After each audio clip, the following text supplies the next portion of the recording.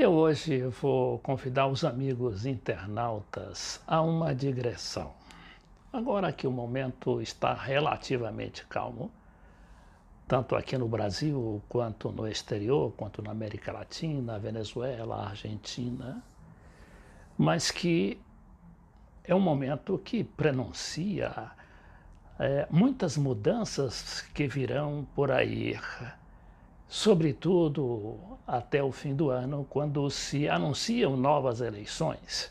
Vamos ter eleição na Argentina, no dia 27 de outubro, vamos ter eleição também na Bolívia, e temos esse quadro na Venezuela, que apesar de estar atualmente estacionário, ele tende a ter uma solução, negociada ou não.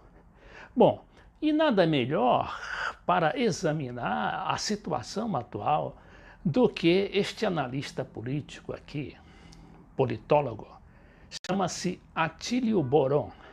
É um cientista político argentino de formação marxista, mas um homem muito pragmático. Tanto é que ele tem um doutorado na Universidade de Harvard, nos Estados Unidos. Então, Atílio Borón examina a situação atual, não apenas em seu país, na Argentina, como na Venezuela, como também vê essa penetração da China, do novo poder mundial da China, sobretudo com aquela 5G, a quinta geração da internet, que é destinada aos telefones móveis, os telefones celulares. E a gente sabe que essa corrida tecnológica está deixando os Estados Unidos para trás.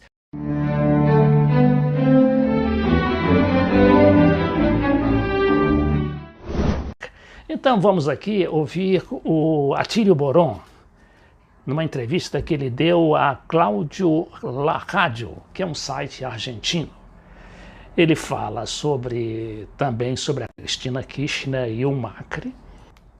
Porque además un golpe tiene cierta eficacia en la medida en que responde a una situación social, a un apoyo social. Ele está aqui falando sobre esse golpe que o Juan Guaidó tentou dar no Maduro na última terça-feira, dia 30 de abril. Então ele diz que o golpe ele responde a uma determinada pressão social, a uma determinada contexto social e político. ¿Verdad? Pero esto no tenía absolutamente nada. Esto tenía que ser una gran operación mediática, una foto sacada en la puerta de un cuartel, ¿no? Então ele disse que na realidade aquilo não foi nenhuma tentativa de golpe. Foi uma operação midiática, quer dizer, das televisões, rádio, de todo mundo, e que se concentraram em Caracas, a capital, não é? E sobretudo na base aérea de Carlota, que ele disse que não é uma base aérea importante, porque hoje se transformou numa espécie de aeroporto de pequenos aviões de luxo lá da Venezuela. Que la agresión a Rusia, las sanciones económicas. ¿Cuál es la esencia de esta Guerra Fría? Y la declinación del poderío americano, que ya es insoslayable, ¿no? Y que los propios académicos no. Então ele fala do declínio do poder, da potência americana, que os próprios acadêmicos dos Estados Unidos estão abordando já abertamente. Norteamericanos, los grandes estrategas norteamericanos ya te lo dicen, y incluso, por ejemplo, yo he leído documentos del Pentágono. E ele diz que existem, inclusive, 2 documentos do Pentágono de hace poco, donde dice, bueno, ya para mantener las posiciones que hemos conquistado, que tem a conclusão de que, para manter a atual situação de poderio dos Estados Unidos, pelo menos para manter el sistema internacional, tendremos que librar guerras durante los próximos 30 años. Quer dizer, teríamos que travar guerras nos próximos 30 anos. No para expandir los límites del imperio. Então, não para expandir os limites do império, para influência do império, sino para sostener o que já temos. Senão para sustener, ou seja, manter o que já temos. Ellos son conscientes. Bueno, escúchame, están perdiendo la carrera tecnológica en áreas clave. Todo el lío este que hay con la mujer esta, la hija del presidente Huawei. ¿Sabes por qué? Aí ele pergunta por que houve essa confusão com a filha do presidente da Huawei. Porque los chinos le sacaron un campo de ventaja en la generación, en el Huawei 5G. Então, porque os chineses tomaram um campo de vantagem em relação aos americanos. Una empresa líder internacional en tecnología. Claro, que va a ser telefónica, China, que es China, que está a punto de desplazar a Samsung, que era la líder. Pois é, e outra coisa importante aqui que ele diz, que é a questão da 5G, não é? Essa nova tecnologia que vai surgir aí, que é uma tecnologia hoje de a internet para os celulares. A 5G, que segundo se fala, será pelo menos 100 vezes mais rápida do que a tecnologia de hoje, que é a 4G, dos nossos sistemas de telefones móveis, que são os celulares ou telefones inteligentes. Então ele fala agora do que ele chama de catástrofe econômica do governo Macri. Entonces, la catástrofe económica, ¿verdad?, de la Argentina, tiene también su reflejo en Venezuela, porque Maduro de repente dice, bueno, pero miren lo que está pasando allá. Y por otra parte, acá, evidentemente, el gobierno de Macri, que se empeñó en polarizar con Cristina, en este momento es víctima de esa polarización. Lo estamos viendo muy claramente en todas las encuestas. O sea que Trump puede enfrentarse a una nueva derrota, acá apostando a un perdedor que ha hecho todo lo posible para perder, producto de su torpeza, producto de las limitaciones de su proyecto político, producto de que es una política de saqueo e de aproveitamento para seu próprio grupo e nada mais. Não? E aí o Atílio Boron faz uma advertência ao pessoal que apoia a Cristina. ¿No? Que son tipo, más allá de que sean ampones, evidentemente tienen fierros. No, tienen los fierros, tienen la opinión pública, tienen el manejo de los medios de comunicación, tienen la justicia, digamos, o sea, no se los puede subestimar de ninguna manera. Pero yo creo que la apuesta de Trump, es decir, vamos a hacer lo posible para que gane Macri, é uma aposta muito riesgosa, muito riesgosa. Eu personalmente creio. Ele diz que essa aposta que o Trump está fazendo no Macri é uma aposta muito riesgosa, como ele fala, muito arriscada. Porque não vai funcionar, salvo que haja grotescos errores. E que isso não vai funcionar, a não ser que haja erros grotescos por parte da Cristina e do pessoal dela. Gruesos errores en el comité de campaña en torno a Cristina y que elijan una fórmula inapropiada. Então, por exemplo, fazer o que ele chama de uma chapa inapropriada, imprópria, que seria, vamos dizer, uma chapa sangue puro, né? Dois peronistas. Para mim vai ser decisivo. Ou seja, se se vuelve a cometer o erro. Quer dizer, se voltam a cometer o erro da eleição passada, que foram dois peronistas. Del 2015, armaram uma fórmula kirchnerista pura, então sim.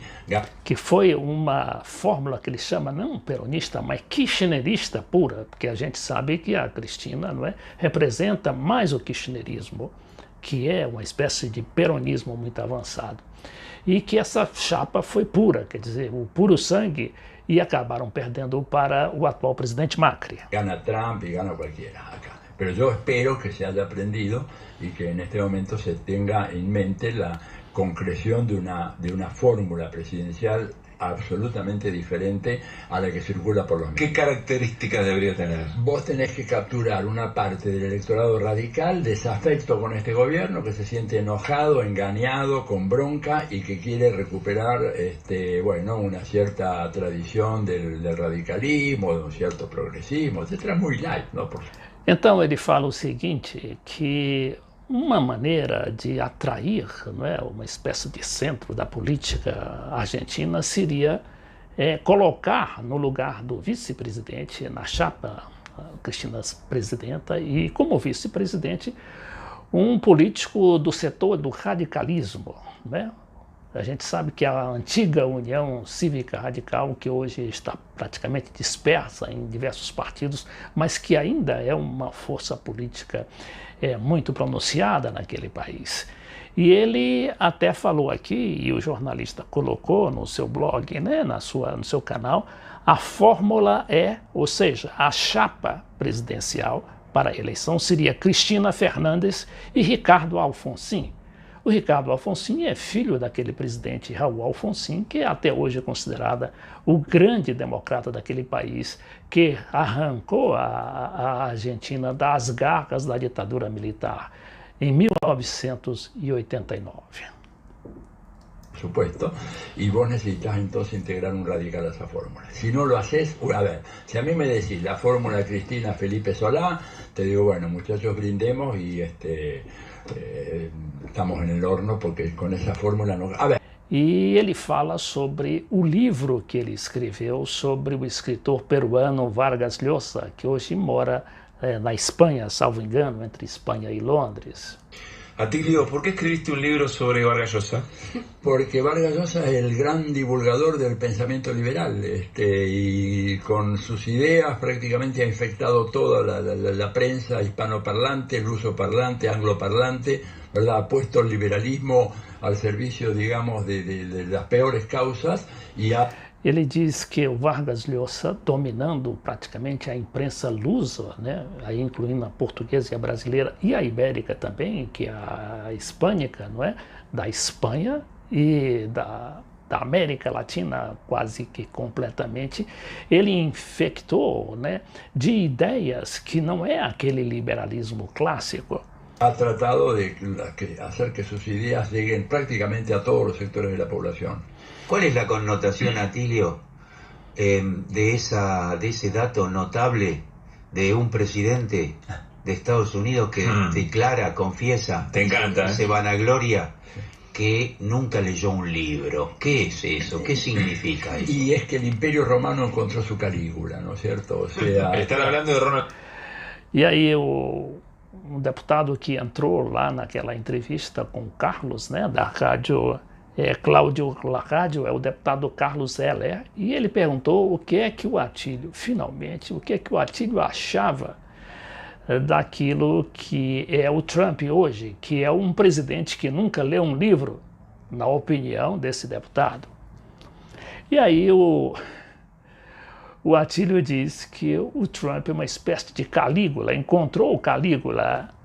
Ronald Reagan, porque aparece en el libro ahí de Vargas Llosa, en donde él aparece deslumbrado por una cena con Ronald Reagan y con Margaret Thatcher, entonces reconoce que Thatcher sí tenía un cierto manejo de las categorías teóricas, dice muy elemental, dice, pero me sorprendió Ronald Reagan, a quien le preguntó, mirá la tontería de Vargas, ¿no? Preguntó si había leído a Faulkner, a Hemingway, a John Dos Passos, y él lo miró como si fuera una alimaña, le dijo, no, yo solo leo historietas de cowboy y eso lo saben, ¿no es cierto? Y incluso él en su campaña en el año 30, que lo seguí muy de cerca en aquel momento, Reagan también le preguntaron sobre su formación, dijo, no, yo solo leía los guiones de las películas, él era un actor de reparto, de segundo, o sea, unas poquitas cosas, y básicamente lo que yo leo son historietas de cowboy. ¿Qué significa esto? Y que estamos en manos de gente realmente que son verdaderos desastres. Vargas Llosa, el hechicero de la tribu. ¿Ese libro lo presentaste en la Feria del Libro? ¿Tiene nueva presentación? Por ahora no, se presentó en la feria, va a estar presentándose sí en la Feria de Córdoba, en varios lugares, bien, pero por ahora acá en Buenos Aires, bueno, lo vamos a presentar en el Centro Cultural, digamos, probablemente en 3 o 4 semanas. Todavía no hemos arreglado porque yo estoy saliendo de viaje, voy a San Pablo, Montevideo, digo, tengo una locura de viajes encima, pero sí, por supuesto, lo vamos a presentar ahí. Yo leí el libro... y quiero decirles que lo empecé a leer haciéndome esa pregunta: ¿por qué Atilio Borón se mete con Vargas Llosa ahora? Y encontré, disculpame, es mi interpretación, que en el relato de cómo se convierte políticamente Vargas Llosa aparece una radiografía impecable de los últimos 30, 40 años de América Latina, de la geopolítica de nuestra región. Así que les recomiendo, me lo devoré el libro, bueno. No se lo pierdan. Vargas Llosa, el hechicero de la tribu. Gracias a